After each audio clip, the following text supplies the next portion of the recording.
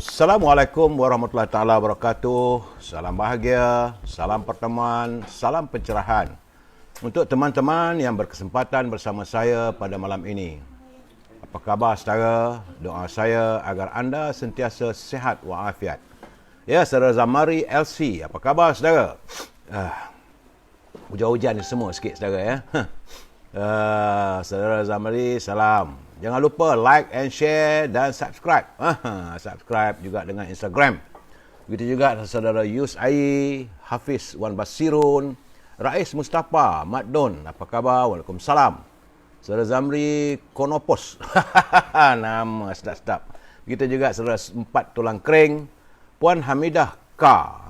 Mariam Ahmad, saudara Muhammad Mazam, Mat Salim, daripada Bintulu saudara. Tempat bandar minyak ni saudara Muhammad Mazam Mat Salim. Terima kasih hadir daripada Bintulu, Sarawak. Sarawak pun dah selesai menjalankan dia punya pilihan raya negeri. Saudara Sukur Jamil, Rubidin, apa khabar Abi? Mudah sihat bersama pasangan. Bahagialah anda. Roslan Anizan, Syarifuddin Syahari.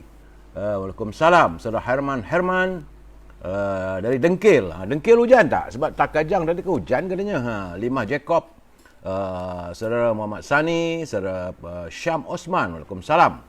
Begitu juga Nur Leman, Muhammad Rizwan Syah, Muhammad Razali Mustafa, Abu Samah, Puan Zubaidah Ida, Nur Maria, Puan Nur Maria, apa khabar? Selamat malam. Nur Hilmi, waalaikumsalam.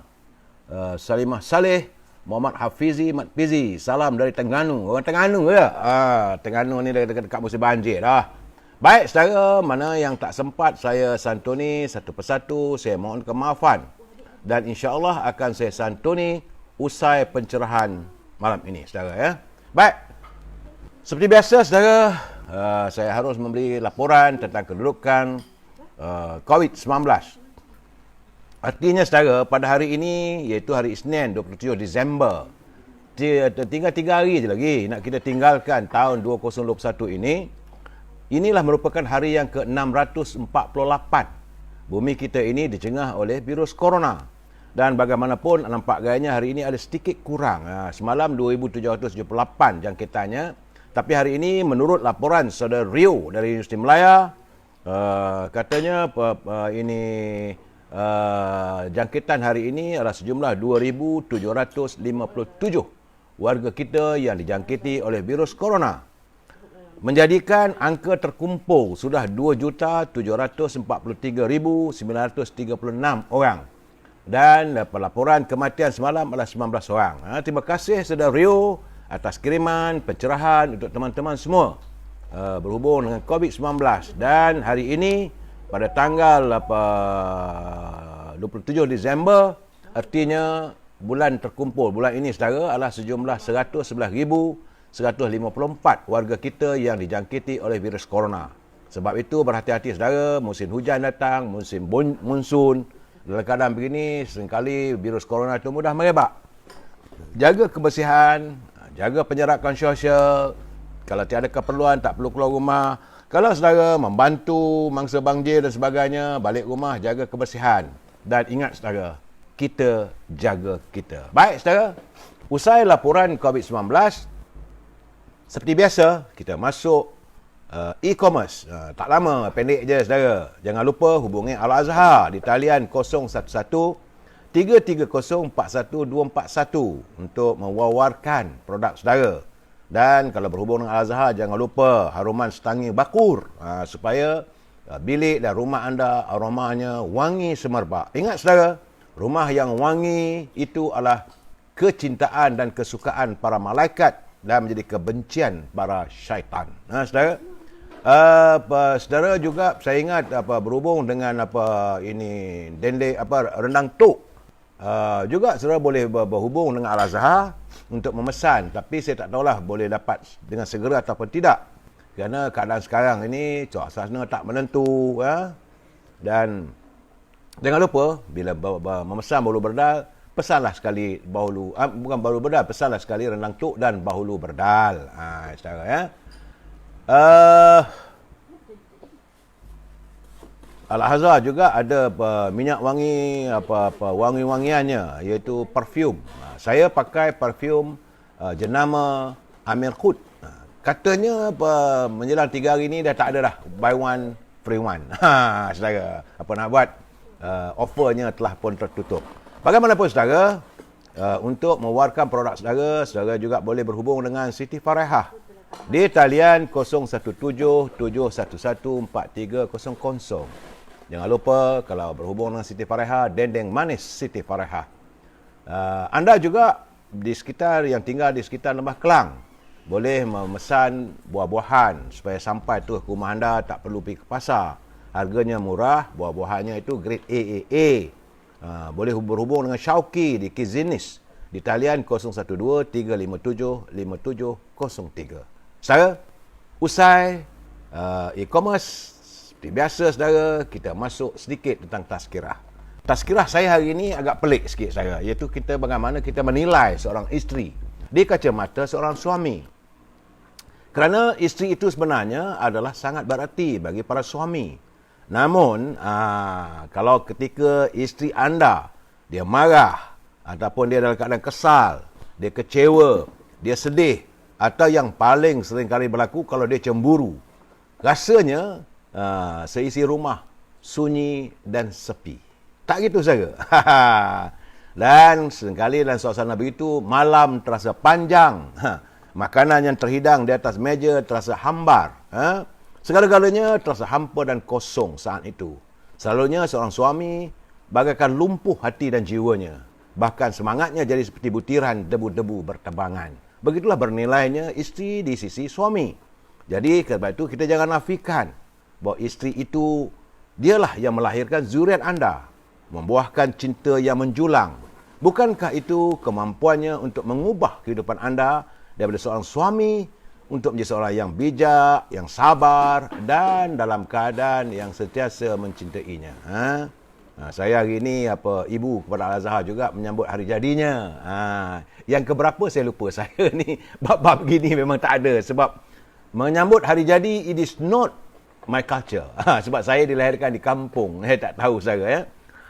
Kemudian kita ingat ya saudara bahawa isteri jugalah yang menemani kita dalam saat kita dalam kedukaan, dijengah masalah dan sebagainya. Kerana waktu dia menemani kita, dia penuh dengan kekhawatiran, kesedihan dan setiap kepahitan yang dialami oleh keluarga dikongsi oleh isteri. Jadi ingat semua itu saudara sebelum kita menyalahkan isteri. Kerana pada satu ketika saudara, ada satu peristiwa berlaku di zaman Sayyidina Umar Al-Khattab. Waktu Sayyidina Umar Al-Khattab sedang berbual-bual dengan teman-teman, dengan para sahabat di rumahnya, tiba-tiba isterinya memarahi Sayyidina Umar Al-Khattab. Kenapa dia marah pun tak tahu. Mungkinlah gamaknya Sayyidina Umar Al-Khattab ini tak jaga bilik tidurnya ke dan sebagainya. Mungkin saya tak tahu, tapi yang ditulis itu satu ketika Umar Al-Khattab dimarahi oleh isterinya. Dan waktu itu, saat itu dia diam. Dia tak bercakap. Maka para sahabat pun bertanya, "Ya Amirul Mukminin, bukankah anda seorang khalifah? Anda seorang yang kuat. Anda seorang pemimpin. Anda yang disegani oleh dunia Islam. Kenapa anda takut pada isteri?" Jadi bila dia bertanya, sahabat bertanya pada Umar Al-Khattab, maka Umar Al-Khattab kata, "Anda tidak tahu. Sebenarnya, isteri itulah sahabat yang menemaniku saat aku senang, saat aku duka, saat aku bergembira." Jadi, saudara, jangan lupa. Contohilah sifat yang dilakukan oleh Sayyidina Umar Al-Khattab. Walaupun dia hebat, bukan takut isteri, saudara, tapi dia merasakan bahawa isteri itu perlu dinilai, perlu berada di sisinya dan perlu dibelai dengan kemanjaan. Saudara, ini saya pesan pada para suami. Ini adalah tazkirah singkat supaya para suami sedar pentingnya isteri. Dan seringkali saya katakan, pepatah Inggeris mengatakan, every successful man, there's always a woman behind him. Artinya di belakang seorang lelaki yang berjaya dalam hidupnya seringkali adalah hadir seorang wanita. Ingat saudara, hargailah isteri anda. Baik saudara, seperti biasa, usai tazkirah yang hari ini pelik sikit lah saudara ya. Kita masuk juga bab kata-kata mutiara. Apa kata saudara Hibil Hasan? Kirimannya. Dia kata, jangan lupa bersyukur atas apa pun yang masih kita miliki dan mampu kita rasakan saat ini. Kerana banyak orang di tempat lain yang tidak seberuntung dengan kita. Ingat saudara, jangan kita lupa untuk bersyukur atas apa yang masih kita miliki dan mampu kita rasakan saat ini. Sedangkan saat ini juga ada orang lain yang tidak seberuntung dengan anda. Itu kata-kata kiriman sahabat saya, saudara Hibil. Terima kasih Cikgu Hibil. Moga persaraan anda sentiasa berbahagia di samping keluarga dan isteri tersayang. Saudara? Baik. Usai tazkirah, usai kata-kata mutiara dan laporan COVID.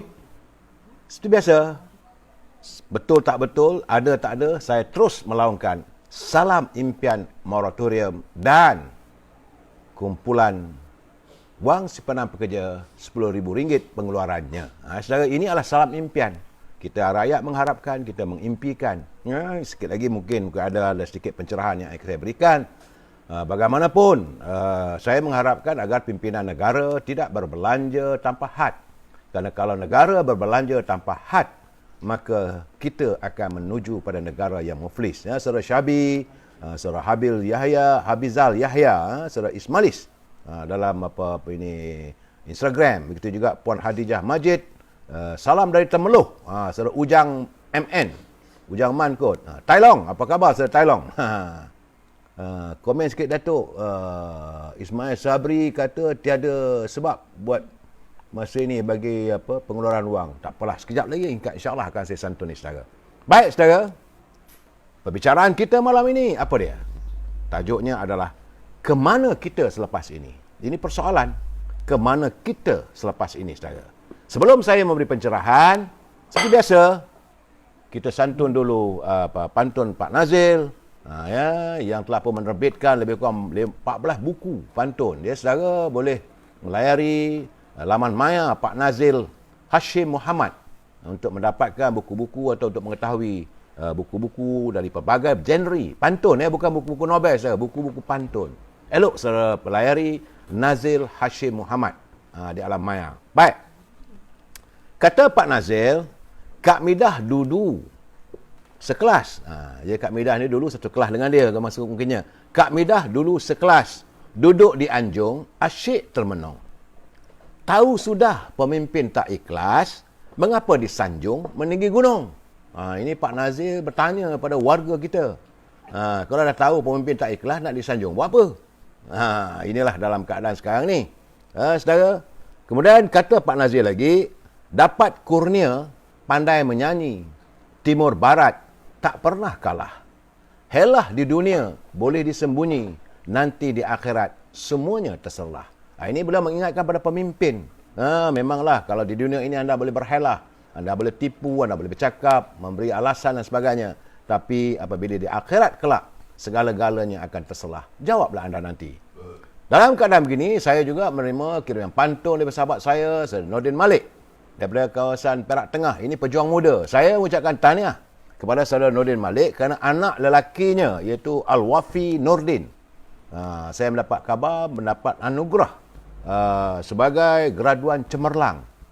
Cuma tak tahu universiti mana. Cuma dia kata beliau menuntut di bidang kedoktoran veterinarians. Itu bahagian doktor haiwan. Yalah, sebab itu gamaknya saudara Nordin Malik ini memperjuangkan supaya anak-anak muda kita ini terus berjuang dalam bidang pertanian moden. Dan tahniahlah kepada anak anda Al-Wafi Nordin. Memanglah bak kata bidalan, benih yang baik kalau jatuh ke laut menjadi pulau, jatuh ke darat menjadi bukit. Tahniah. Baik, kita santun apa kata pantun saudara Nordin. Pantun anak muda yang begitu keras jiwanya dan sentiasa melihat suasana negara kita ini dengan penuh kepekaan. Katanya, nampak jauh Singapura, pandang dari Tanjung Aru. Orang muda sandaran negara membawa Malaysia ke era baru. Jadi beliau mengharapkan anak-anak muda kita, andalah pemimpin masa depan negara. Katanya lagi, jatuh Melaka mulanya di kota, habis negeri jatuh rebah. Tidak ke mana negara kita jika rakyat tidak berubah. Jadi Saudara Nordin mengharapkan warga kita, anak muda, kita perlu berubah daripada suasana hari ini untuk kehadapan yang lebih baik lagi, ya saudara. Terima kasih Saudara Nordin, terima kasih Pak Nazil yang sentiasa menghantar kiriman pantun-pantun untuk kita kongsi bersama. Baik saudara, kita masuk pula dalam segmen Gedung Ilmu. Dalam segmen Gedung Ilmu ini, saya merupakan culipan daripada buku yang dikirimkan oleh Tan Sri Johan Jaafar kepada saya, iaitu tentang pemimpin dalam ungkapan Melayu, di mana pemimpin terdahulu, warga bangsa terdahulu mengharapkan hadirnya pemimpin hari ini dan masa depan mempunyai sifat sikap yang terpuji dan mempunyai ketakwaan saudara, bukanlah sebagai seorang pemimpin yang bengal. Kerana jika hadir pemimpin yang bengal, bila ada pemimpin yang bengal dan sasau, janji dilanggar, sumpah dikacau, akal tak betul, hatinya bertungau. Tungau ni macam orang kata hatinya ni berbuku-buku yang tak elok saudara. Macam orang kata kena tungau. Kesusahan orang dia tak hirau, diberi nasihat dia bergurau. Ini pemimpin yang sasau ni, kalau kita bagi nasihat dia bergurau, dia anggap itu sebagai gurauan saja. Diberi petua dia meracau. Jika pemimpin ni yang jenis sasau ni dijadikan pemimpin, maka kita negara dalam suasana kacau bilau. Dijadikan tua, dia mengacau, mengaruk tak tentu para. Dijadikan induk, terpekik terpukau, bercakap tuntang-tuntang, apa pun tak ada. Negeri rosak, rakyat berlangau. Berlangau tu maksudnya rakyat bertaburan, yang tidak menentu, masa depan yang tidak tahu. Itu indah bahasa-bahasa terdahulu dalam kiriman daripada culipan daripada buku Pemimpin Harapan Masa Depan. Ini adalah kenyataan orang tua-tua terdahulu saudara, untuk kita hayati. Baik saudara, kita sambung lagi malam besok. Tapi biasa saudara, sebelum saya memberi pencerahan, saya perlu menyatakan dan mengingatkan anda bahawa mereka yang menyunting semula live saya ini dan masuk ke channel YouTube ataupun sebarang channel-channel yang terdapat dalam alam maya ini, maka anda adalah bertanggungjawab di atas setiap suntingan yang dilakukan. Saya tidak akan bertanggungjawab sama sekali. Begitu juga komen-komen yang anda tulis dalam komen ini, komentar anda, juga anda harus bertanggungjawab, kerana saya tidak ada berkemampuan untuk membaca ataupun menilai serta mentelaah satu-satu maupun memantaunya. Kerana kadang-kadang yang hadir itu laju sangat, saya tak mampu. Jadi anda harus bertanggungjawab atas setiap culipan ataupun tulisan anda. Jadilah warga yang bertanggungjawab saudara. Kena ingat, ini sebagaimana yang saya ingatkan, inilah pencerahan politik yang dapatan saya daripada pembacaan, daripada penilaian, perbualan saya dengan pemimpin-pemimpin, teman-teman, rakan-rakan saya, dan juga menerusi pengalaman untuk saya memberikan sedikit pencerahan supaya warga kita berinovasi. Prinsip pencerahan kita adalah kita mesti bersetuju untuk tidak bersetuju. We must agree to disagree. Kalau saudara rasa tak senang, tak suka dengan apa yang saya beri pencerahan ini, boleh saudara santuni atau hujah, asalkan dengan menggunakan bahasa yang manis-manis, bahasa orang Melayu. Orang Melayu ni kalau dia menegur dalam sindiran, bukanlah menggunakan bahasa-bahasa yang kurang sopan saudara. Ingat saudara, warga cinta damai mengharapkan santunan penuh harmonis, ya saudara.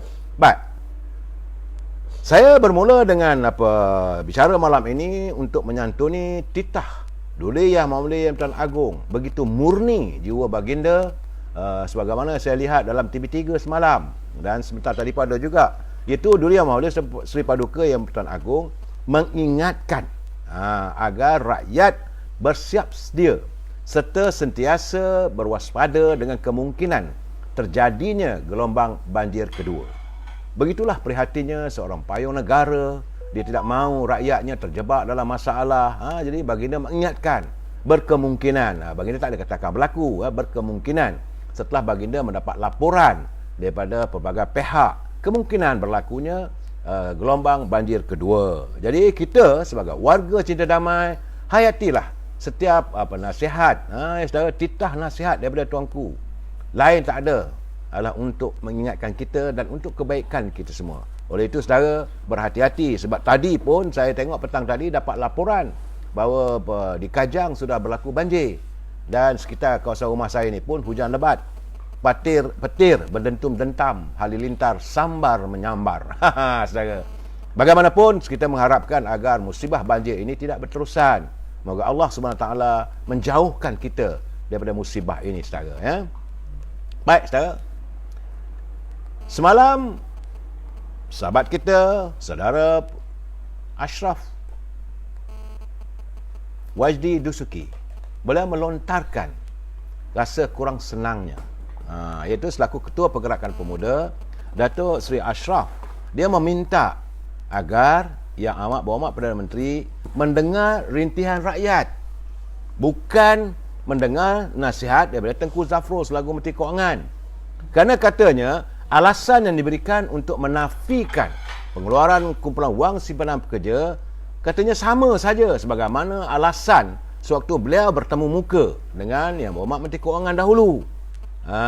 Jadi kerana apa? Ini waktu PKP 1.0 dulu.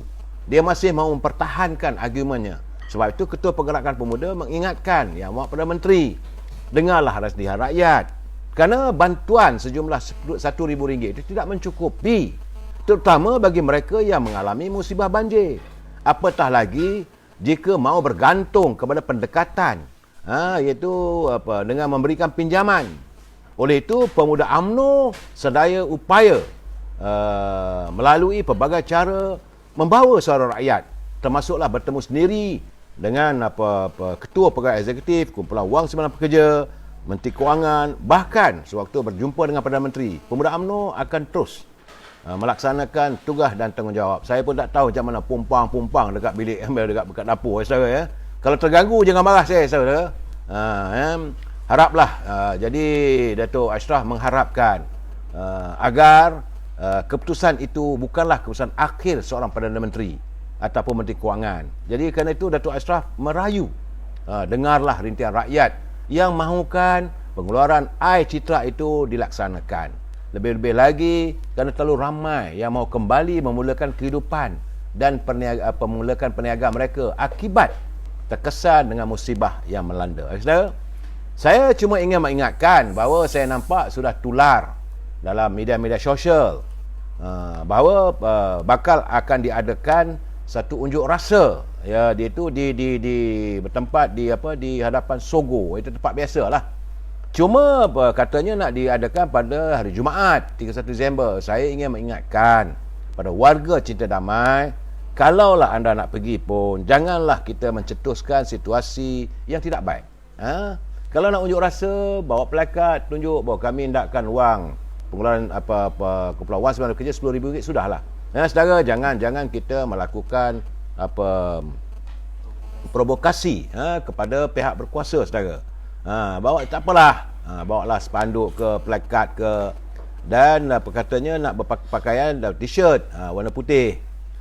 Tapi jangan lupa mesti pakai pelitup muka, bawa sanitizer, kalau boleh pakai glove dan air mineral secukupnya.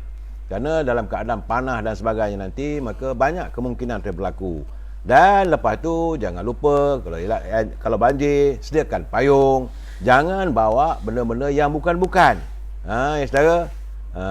Jadi pastikan jangan membuat bising, jangan buat onar, jangan melakukan provokasi, jangan melawan apa-apa arahan pihak berkuasa.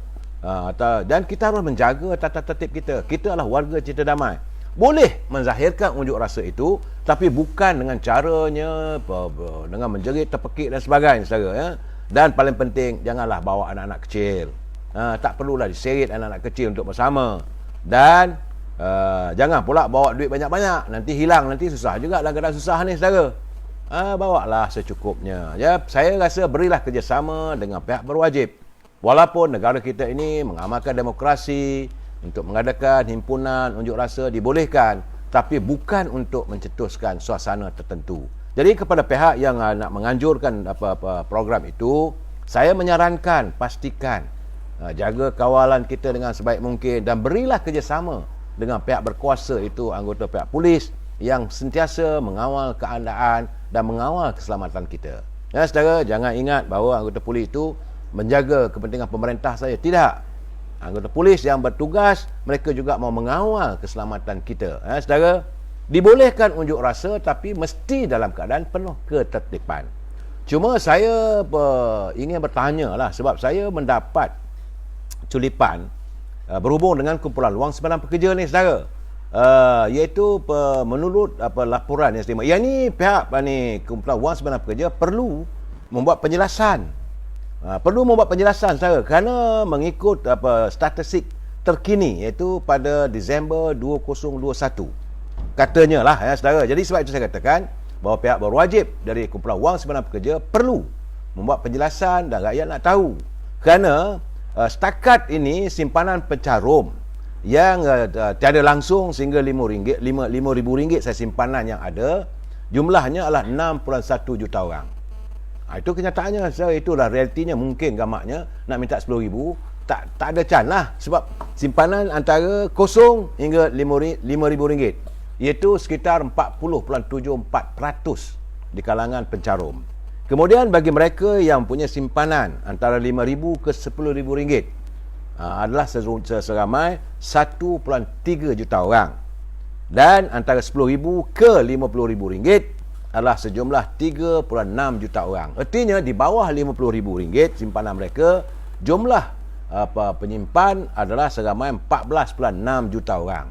Jadi mungkin gamaknya jumlah yang ramai itu membuatkan pimpinan merasakan tak boleh nak layan RM10,000. Sebab itu saya katakan kita bukan minta bagi mereka yang berkelayakan. Kalau simpanan sekadar RM50,000 saja, bagilah 10% RM5,000. Banyak sama banyak, sikit sama sikit. Itu maksud yang saya selalunya utarakan. Kemudian, tapi ini saya lihat bahawa terdapat antara sekitar 1.6 juta warga kita yang mempunyai simpanan antara RM50,000 ke RM100,000. Sebab itu saya katakan yang ini kumpulan wang simpanan pekerja perlu memberi pencerahan pada rakyat. Dan daripada RM100,000 ke RM500,000, jumlahnya adalah 3.8 juta orang. Dan lebih daripada RM500,000 adalah sejumlah iaitu 1.79%, iaitu seramai 273,045 orang. Menjadikan jumlah mereka yang mempunyai simpanan lebih daripada RM50,000 adalah 4.673 juta orang. Yang ini kita harapkan agar pihak kumpulan wang simpanan pekerja dapat memikirkan. Sebab itu saya katakan yang menuntut ni adalah jumlah 4 juta lebih orang ni. Sebab itu mereka meminta kalau mereka berkelayakan, dan tuntutan mereka bukan banyak, 10% daripada jumlah yang ada. Saudara, kalau simpanannya RM500,000 untuk RM10,000, berapa persen sangat, itu terpulanglah pada mereka yang berkuasa di kumpulan wang simpanan pekerja. Saya sekadar memberi pencerahan, sebab ini halaman saya ini adalah halaman pencerahan, saudara. Sebab saya melihat saudara Rahmat Ishak di antara culipan kepada saya. Beliau merupakan seorang aktivis politik. Dia kata bahawa isu iCitra ini majoriti golongan B40 kecewa. Jadi mereka yang menjadi B40 ni tidak berarti mereka tidak mempunyai simpanan yang banyak dalam KWSP. Kerana tiba-tiba sekarang ni mereka dah tak ada berniaga, pendapatan dah tak ada. Jadi tergulung di bawah kumpulan B40. Tetapi mungkin, saya kata mungkin simpanan mereka dalam kumpulan wang simpanan pekerja banyak. Jadi kerana sebab itu kata saudara Rahmat Ishak, rakyat berbilang kaum yang menjadi pencarum kepada kumpulan wang simpanan pekerja, khususnya dari kategori B40, majoritinya adalah orang Melayu, amat kecewa dengan keputusan pimpinan kerajaan yang menolak cadangan pengeluaran iCitra ringgit Malaysia RM10,000. Jadi dia kata beliau mengharapkan agar pihak kerajaan menilai secara semasa kedaifan kehidupan rakyat yang makin teruk terkesan daripada sudut ekonomi, bukan hanya akibat banjir tapi akibat pandemik selama 2 tahun kita alami, yang terkurung, tak boleh buat kerja, hilang pendapatan, dan ramai golongan yang suami isteri kehilangan pekerjaan. Di samping mereka perlu memastikan keperluan asas harian, itu tanggungan mereka dijaga, malah banyak lagi komitmen yang perlu dan harus diuruskan. Jadi katanya perlu diingatkan bahawa berkemungkinan golongan majoriti yang terkesan teruk adalah dari golongan muda berusia 40 tahun ke bawah. Malah di antara mereka adalah sebahagian daripada 58 juta pengundi baru menjelang PRU 15 nanti. Jadi kalau anak muda ni saya tak tahulah, kalau di bawah umur 40 tahun apakah mereka mempunyai simpanan lebih daripada 50,000, saya tak tahu. Tapi mungkin kalau mereka dulu bekerja dapat gaji 2,000, 3,000 sebulan, sekarang tak ada pekerjaan, maka mereka berada sebagai warga B40. Jadi sebab itulah katanya tanggungjawab kerajaan harus memberikan berbagai bantuan termasuk secara tunai. Jadi apa yang diberikan wajar dipuji, tetapi pengeluaran ini adalah untuk mengusaikan masalah yang mereka hadapi, ya saudara. Kemudian saya juga menerima tulisan daripada saudara Nik Muhammad Izzafuddin Shah. Beliau menulis, saudara Nik daripada FB-nya Muhammad Izzafuddin Shah, dia kata pinjaman 10K, tempoh bayar 3.5 tahun. Beliau mempertikaikan tentang pinjaman, bukan pengeluaran wang RM10,000 ni. Dia kata walaupun faedah ataupun interestnya kosong dan moratorium selama 6 bulan, tetapi selepas 6 bulan kena bayar. Anggarannya kalau pinjaman RM10,000 adalah sekitar RM238 sebulan selepas 6 bulan.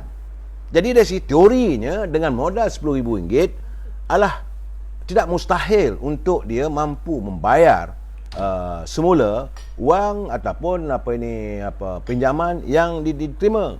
Jadi realitinya dia kata tanggungannya adalah hutang. Jadi hutang yang ini kemudian nak kena bayar lagi. Mungkin dengan wang RM10,000 yang dia terima dari hutang tu, mungkin dia nak memulakan perniagaan. Tetapi apakah cukup dengan wang sejumlah RM10,000 untuk memulakan perniagaan? Kesan mana ini yang lebih-lebih lagi bagi mereka yang terjebak dengan bencana banjir. Kalau tak banjir pun, kesan daripada PKP 1, PKP 2 dan nak memulakan perniagaan dengan RM10,000 tu rasanya sukar. Dan hidup perlu diteruskan. Akhirnya daripada RM10,000 itu dia akan gunakan untuk pembelian keperluan harian keluarganya. Jadi bertinya bukanlah RM10,000 itu sebagai permulaan perniagaan. Jadi berterusanlah lagi dia menghadapi masalah demi masalah. Itu kiriman daripada saudara kita, saudara Nik Muhammad Izzafuddin. Jadi tapi kalau RM10,000 bagaimana pengeluaran KWSP itu tak ada hutang. Sebab itu yang rakyat amat mengharapkan. Ini bagi mereka yang berkelayakan, ya saudara. Jadi kita mengharapkan agar pimpinan dapat memikirkan. Saya hanya menyuarakan, lebih tak ada saudara. Jangan kata saya ni berlebih-lebihan pula. Siapa ni? Ini Saudara Azlan Ismail, tu tak faham ekonomi ni. Saya bukan tak faham, saya tahu. Saya tahu saudara, kalau dah pinjam kena bayar. Tapi kalau kumpulan wang simpulan pekerja tak perlu kena bayar. Itu saja apa ekonominya. Kan itu terus teranglah, ya saudara. Sebab saya dapat kiriman teman-teman, dia kata jangan layan sangatlah orang bercakap soal yang mempertikaikan, kita tak tahu ekonomi dan sebagainya. Biarlah mereka. Baik, cuma saya nak ingin memberi peringatan sebab ada kiriman pada saya tentang pada tahun 2010 apa yang terjadi, iaitu yang dianggap sebagai tragedi Lubuk U di Maran. Sepatutnya ini jadikan iktibar pada semua, kerana waktu itu misi mencari mangsa lemas bertukar menjadi tragedi. Amat menyayat hati kerana malahan anggota penyelamat juga terjebak. Itu satu persatu anggota penyelamat tumbang selepas mereka pulang ke rumah. Akhirnya dalam tragedi Lubuk U di Maran tahun 2010 saudara, 7 orang anggota penyelamat menemui ajal. Pada mulanya ramai yang mengatakan bahawa ia kejadian mistik. Tetapi akhirnya misteri itu terlerai apabila kesemua anggota penyelamat yang meninggal disahkan mengidap jangkitan leptospirosis. Itu penyakit air kencing tikus, leptospirosis, dan melioidosis. Ini tema dari segi perubatan ni saya tak pandai lah, saya bukan doktor, saudara. Tapi ini yang ditulis pada saya. Kerana 21 orang yang lain agak bernasib baik kerana mereka berjaya dirawat sebelum melarat. Bahkan ketika banjir besar tahun 2014 di Kelantan, ada juga sukarelawan yang dilaporkan meninggal akibat jangkitan kencing tikus ini. Jadi kepada teman-teman kita yang turun ke lapangan, niatnya baik untuk membersihkan kawasan, untuk membantu warga yang terkesan, pastikan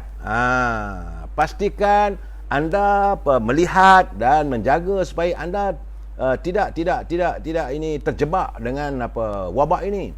Kerana untuk pengetahuan semua, kuman-kuman ini banyak membiak di tempat-tempat tanah berlumpur dan air yang tercemar. Nak susi lumpur dan sebagainya. Ini adalah kuman ini, bukannya tikus tu membiak, tidak. Kuman kencing tikus ini membiak di kawasan tanah yang berlumpur dan air yang tercemar. Ini yang kita risau. Jadi untuk itu, selain sukarelawan, dinasihatkan agar yang nak turun bantu mangsa banjir mengenakan pakaian yang lebih selamat.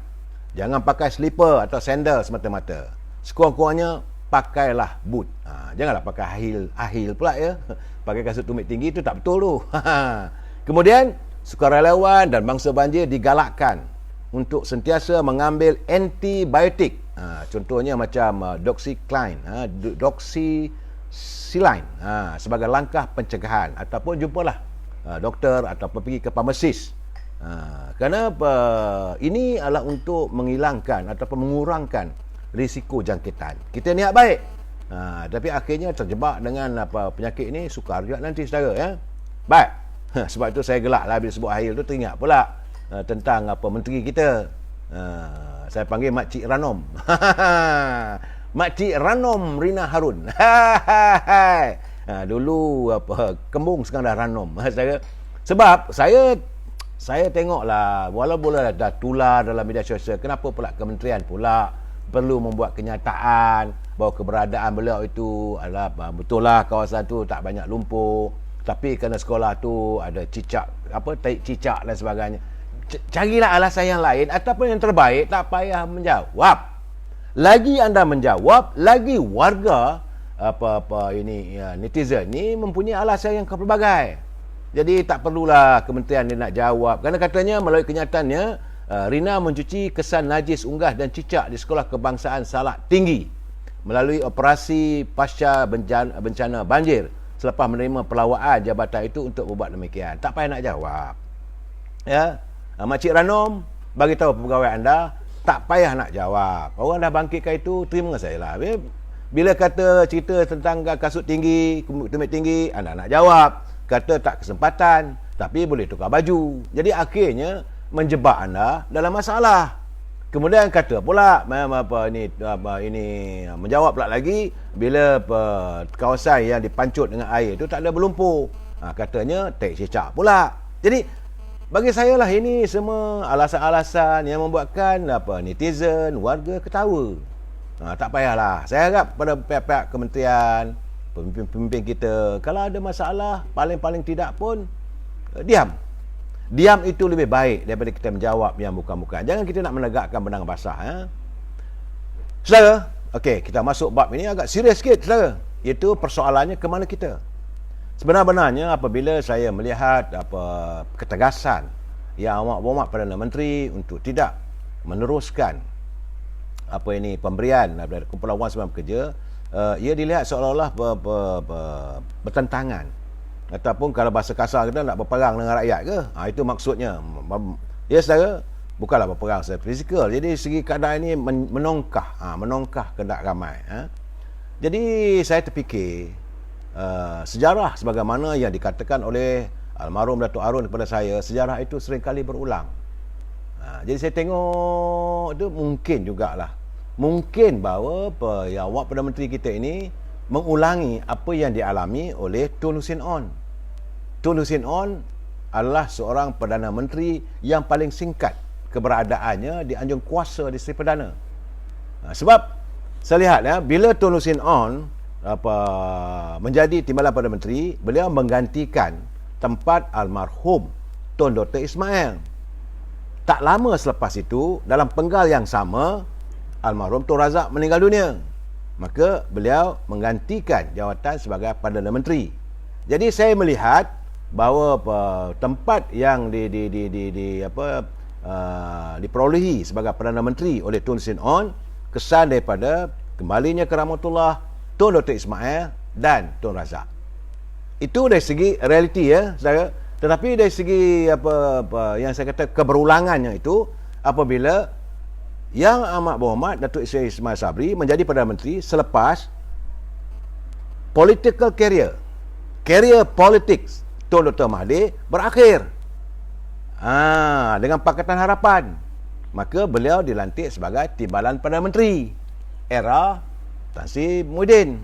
Dan apabila career politik Tan Sri Muhyiddin berakhir serta direntap oleh warga UMNO, maka beliau menjadi Perdana Menteri. Keadaannya lebih kurang sama. Okay. Kemudian waktu ini Tun Razak berada di London menerima rawatan sebagainya, saya teringat kenyataan yang oleh Tengku Razali Hamzah apabila Tun Razak berpesan kepada Tengku Razali dan menyatakan, dia kata kalau lepas ini nanti kita balik ke Kuala Lumpur, kita nak menyelesaikan masalah pendakwaan politik. Waktu itu kes yang terbesar adalah tentang apabila ada pihak-pihak tertentu mengadakan pendakwaan politik terpilih terhadap Datuk Arun. Jadi kata Tun Razak kepada Tengku Razali, dia kata kita kena selesaikanlah masalah ini. Sebaik mungkin janganlah kita menjadikan ataupun mewawarkan aib pemimpin Melayu. Tapi cita-cita itu tak kesampaian apabila Tun Razak meninggal dunia. Ya, saudara. Jadi Tun Hussein On resume ataupun mengambil jawatan sebagai Perdana Menteri. Ini sejarah, saudara. Saya cuma untuk kita berkongsi pandangan. Sebab tujuan saya memberi pencerahan. Jadi Tun Hussein On menjawab jawatan Perdana Menteri dan dia meneruskan pembicaraan. Walaupun Yang Mulia Tengku Razali menyampaikan kepada Tun Hussein On, dia kata Tun Razak kata kalau boleh tak payahlah kes ni, boleh kita cari jalan macam mana untuk menyelesaikan kerana aib pemimpin Melayu. Tapi Hussein On berdegil kerana waktu itu warga UMNO sudah pun memukakan ombak kebangkitan kerana mereka yakin bahawa ini adalah merupakan antara pembicaraan ataupun tuduhan terpilih kerana didalangi oleh pihak-pihak tertentu. Tapi Tun Hussein On meneruskan juga. Jadi akhirnya beliau dilihat berperang dengan warga UMNO. Ya, saudara? Dan kesan daripada itu, Dr. Mahathir tunggu dari belakang. Saudara? Dan apabila berlaku pemilihan UMNO, maka Sulaiman Palestin from nowhere, hanya sebagai ketua penerangan UMNO saja, mencabar Tun Hussein On. Cabaran itu dilakukan kerana mereka marah. Warga UMNO marah kepada Hussein On yang meneruskan pembicaraan berhubung Datuk Arun. Okey ya, saudara, dengar baik-baik, ini pencerahan ya, saudara. Ini supaya kita dengar baik-baik ya. Jadi bila dalam keadaan begitu, akhirnya walaupun Tun Hussein On menang, tetapi dia malulah sebab 273 tak silap saya. Datuk Allahyarham Sulaiman Palestin mendapat undi, artinya undi protes daripada warga UMNO.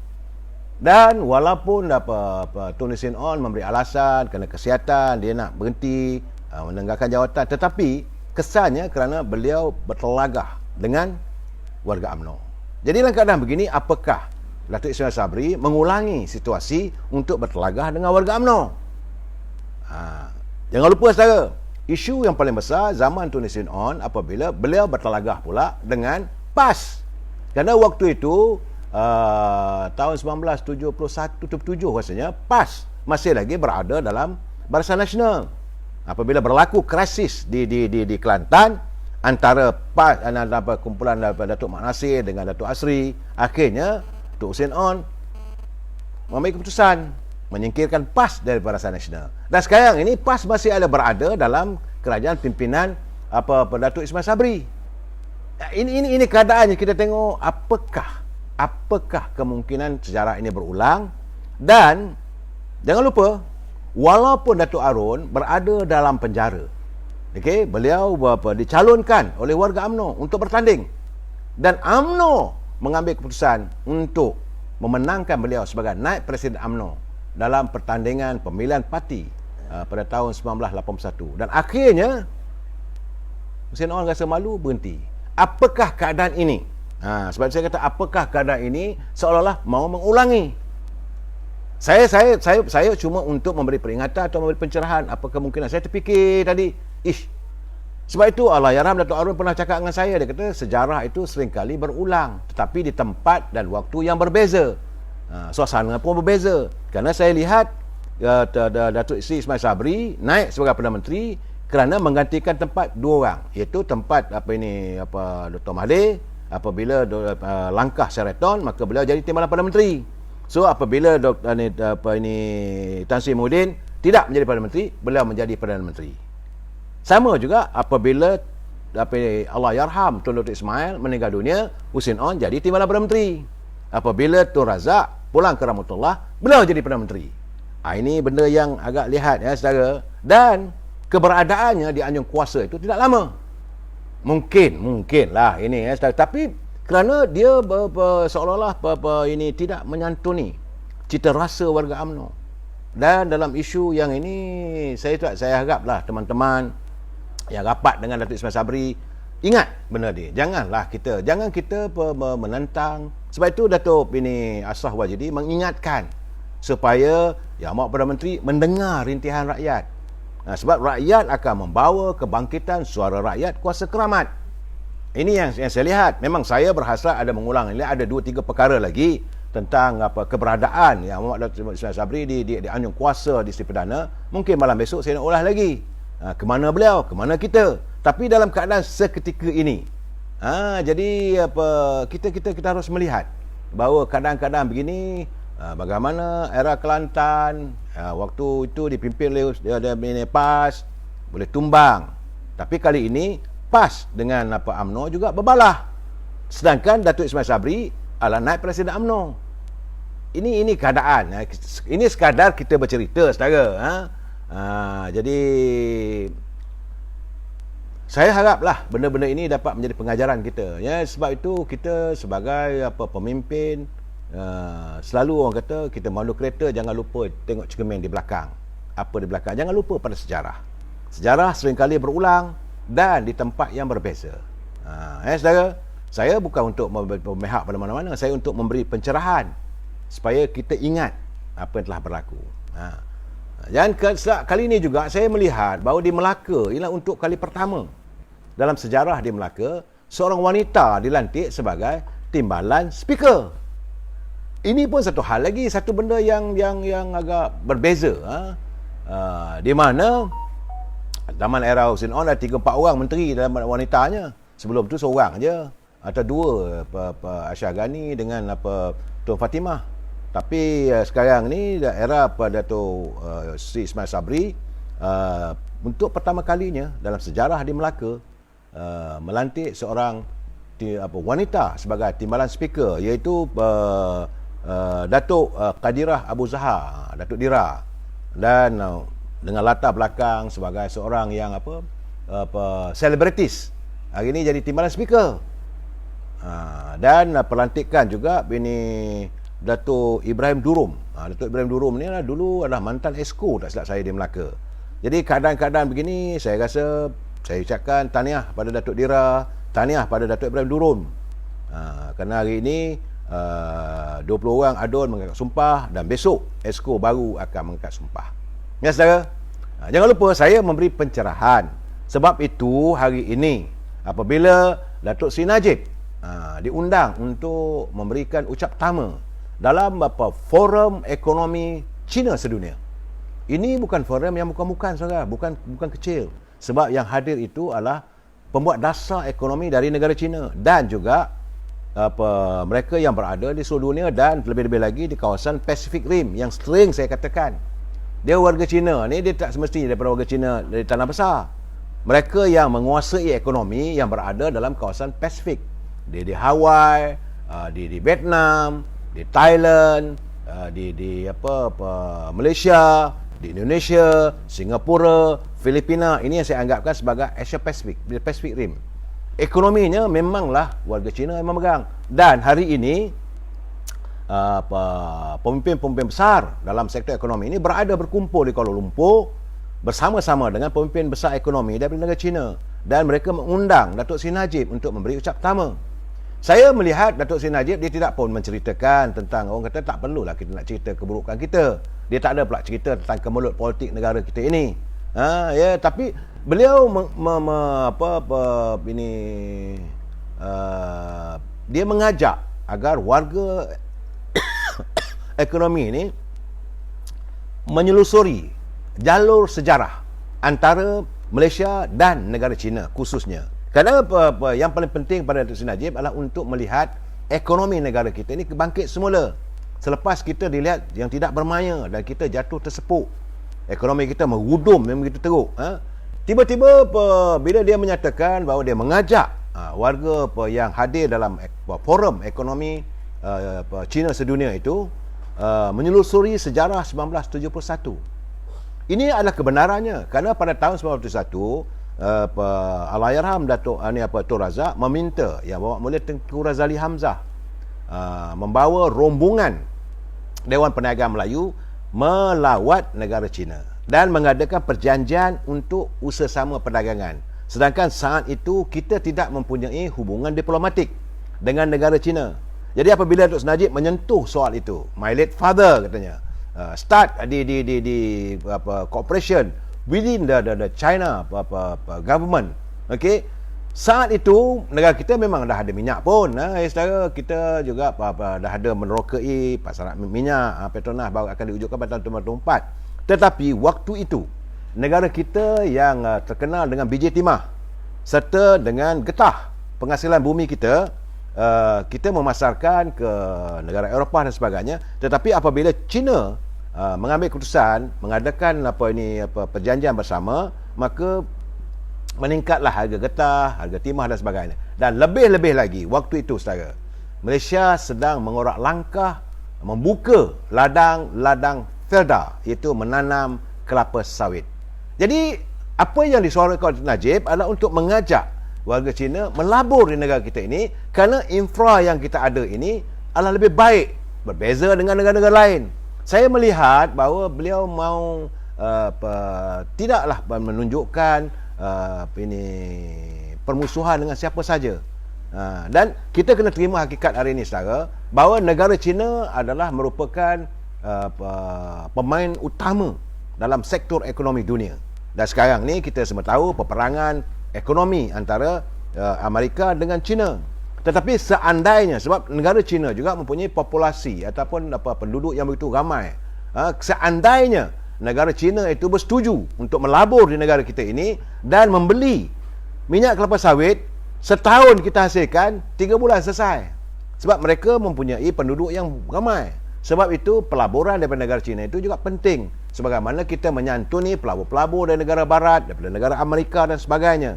Jadi saya melihat tadi, apabila pemain-pemain industri terkemuka dunia dari warga Cina menjemput Datuk Seri Najib, saya melihat ada satu keikhlasan. Dia tak ada pula nak cerita bahawa saya dah tak ada dah, tapi dia kata Malaysia, dia nak masih lagi berusaha untuk menjual negara kita ini kepada pelabur-pelabur, agar pelabur-pelabur segera datang. Mereka yang mengalihkan pelaburan mereka ke negara luar untuk kembali, kerana beliau melihat bahawa ini adalah penadi kepada perkembangan ekonomi negara kita. Ini kepentingannya. Adalah juga dia menyindir sedikit tadi, saya tengok saya ketawa bila dia kata bahawa dalam sektor ekonomi, budaya chopstick itu bukanlah menjadi pemisah antara pelabur-pelabur dengan negara kita. Semua orang tahulah chopstick itu ada penyepit. Ini adalah perbalahan curipan daripada Tun Mahathir yang menyinggung warga Cina, katanya tidak mau melepaskan budaya chopstick dan sebagainya. Tapi bagi saya, tanpa menghabiskan wang untuk melawat ke luar negara, beliau mengambil kesempatan, Datuk Seri Najib mengambil kesempatan untuk menjadikan forum siang tadi sebagai pentas terbaik bagi negara menarik semula pelabur-pelabur yang sudah pun meninggalkan negara kita. Begitulah saya lihat seorang pemimpin harus berjiwa besar. Memanglah kalau ikut ucapan itu memang sukarlah untuk kita nak buat perbandingan, saya katakan, antara pemimpin yang ada sekarang. Dr. Mahathir pun dah tak bersihat. Tapi kalau letak Datuk Najib, kalau letak Tengku Razali Hamzah, letak Datuk Seri Anwar Ibrahim yang berbicara dalam forum tersebut, tentulah semaraknya hebat. Yang lain-lain tu saya tak nampak. Cuma saya melihat, terus terang saya katakan, hasil dari saya termenung tadi, apakah Yang Amat Berhormat Datuk Seri Ismail Sabri sedar bahawa sebenarnya dia juga dikelilingi oleh keliling kelalang yang bagi saya mereka ini bagaikan ibaratkan serigala. Beliau kena ingat bahawa dia bukan dikelilingi oleh teman-teman yang setia. Kalau yang setia datang daripada UMNO. Pemimpin daripada UMNO, Datuk Seri Najib, Datuk Seri Zahid Hamidi, tak ada langsung nak mentumpah, nak merampas jawatan sebagai Perdana Menteri. Sebab itu mereka nak menyelesaikan masalah di mahkamah. Tetapi sedangkan dalam kerajaan pimpinan Yang Amat Datuk Seri Ismail Sabri, beliau keliling kelalangnya, saya menganggapkan bagaikan ibarat serigala yang tunggu masa saja untuk membaham kerusi Perdana Menteri. Jangan lupa saudara, sebab di situ ada waktu dia keluar daripada si Perdana, Tan Sri Muhyiddin mengatakan I'll come back. Apakah ini beliau tidak sedar? Apakah Datuk Ismail Sabri mengatakan bahawa beliau boleh menyekat? Sebab dia juga mempunyai pengaruh di kalangan orang dia, seramai 71 orang yang didogmakan, yang didengungkan oleh Azmin Ali. Gerakan-gerakan ini perlu dilihat. Sebab itu saya menyantuni dan mengharapkan agar Yang Amat Berhormat Perdana Menteri kembalilah ke pangkal jalan bersama dengan UMNO. UMNO ikhlas bila menamakan beliau sebagai Perdana Menteri. Tak ada dakwa-dakwi. Walaupun sebagaimana yang saya katakan lebih pada peringkat awal, sebelum malam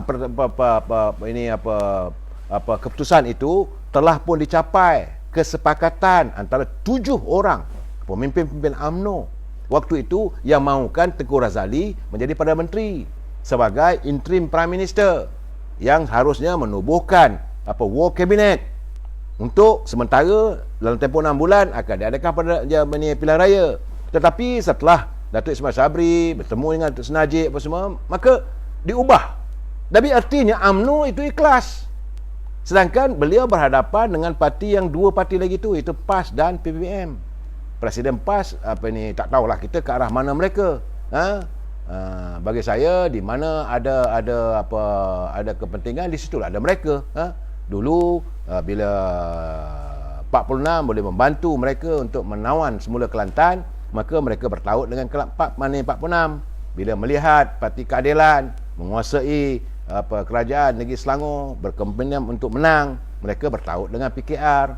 Bila melihat UMNO berkuasa waktu itu, mereka bertaut bekerjasama dengan pimpinan Datuk Seri Najib. Ini semua orang tahu, saudara.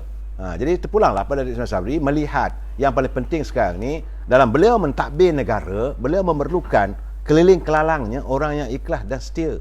Sebab itu Datuk Seri Zahid Hamidi selalu menyatakan, selama ini yang ku cari-cari adalah teman yang sejati, yang berhati mulia, bukan untuk mengambil kesempatan ada waktunya nak ngap. Saya risau apabila sebab itu peringatan daripada Ketua Pergerakan Pemuda, dia kata Yang Amat Perdana Menteri harus mendengar rintihan dan rayuan rakyat daripada mendengar nasihat daripada Tengku Zafrul. Katanya ini sebab Tengku Zafrul bukan datang daripada UMNO, dia bukan warga UMNO, dia adalah warga PBM. Apakah ada unsur-unsur yang mau mensabotajkan? Jadi bila keadaan begini, rakyat marah. Seandainya dipanggil pilihan raya, rakyat tidak akan memilih kita. Mereka akan mengalihkan perhatian. Dalam keadaan begini, saya cakap terus terang, dulu pun saya dah cakap, apabila sesuatu berlaku dalam UMNO, dalam kepimpinan di Seri Perdana, orang yang paling ketawa besar sekarang ini Datuk Seri Anwar Ibrahim. Sebab beliau menunggu masa untuk menggamit rakyat yang kecewa untuk memberi sokongan kepada beliau.